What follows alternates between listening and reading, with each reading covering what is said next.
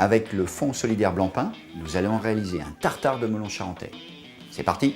Nous allons commencer la recette par éplucher le melon. Vous allez prendre un couteau-ci, et c'est très facile à réaliser si vous utilisez un couteau à pain et que vous faites des petites tranches. Le melon, le plus important, c'est d'avoir le rapport poids-volume.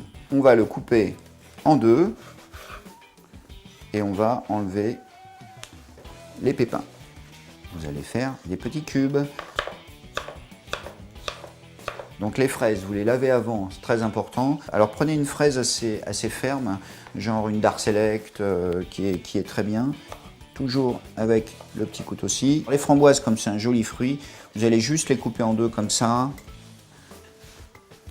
Les petites groseilles, on va les égrener. Pour la brunoise de pomme, vous lavez bien votre pomme et vous l'essuyez avec un chiffon. Et on va couper des lamelles, exactement pareil que la fraise, exactement pareil que le melon. Le petit kiwi en brunoise. Alors, on va continuer avec des zestes. Alors, soit d'orange confite, comme ici, ou soit de citron un peu amer, parce qu'il faut rajouter de l'amertume dans la recette. Vous allez écraser les noisettes, juste comme ça, qu'elles soient légèrement concassées. On va donner juste un petit coup de couteau.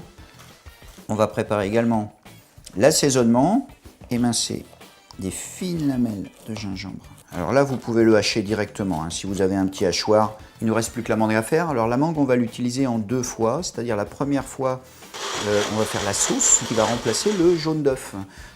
Et l'autre partie, ça va être des petits cubes de mangue également qu'on va mettre dans la recette. On va prendre le bol, une petite brindille de menthe, une bonne cuillère de cette belle mayonnaise de mangue.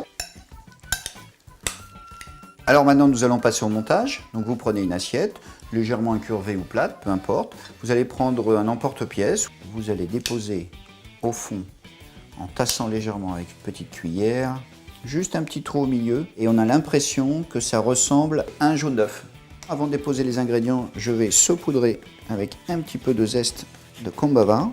Comme si vous aviez un tartare, vous savez, tous les ingrédients que l'on met dans le tartare, les capes, le persil, les oignons.